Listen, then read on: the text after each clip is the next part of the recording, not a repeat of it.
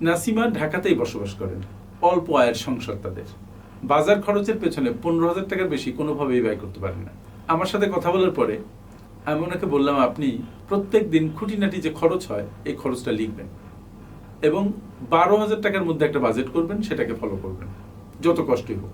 আমার কথা শোনার পর নাসিমা 12,000 টাকার মধ্যে একটা বাজেট প্ল্যানিং করে, বিশেষত ফুড সংক্রান্ত। এবং মজার ব্যাপার হচ্ছে, বাজেট প্ল্যানিং করার পরে বাজেটকে মেনে চলতে যখন শুরু করেছে তখন তিনি দেখেন যে তার আসলেই 12,000 টাকাতেই চলছে। 3 মাস এই প্র্যাকটিস করার পরে তার এখন আর কষ্ট হয় না।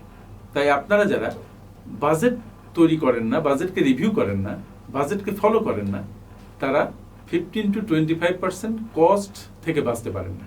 আর যারা বাজেট তৈরি করে তারা তাদের দৈনন্দিন খরচে 15 থেকে 25% কমাতে পারেন। নাসিমাকে ফলো করুন। Thank you.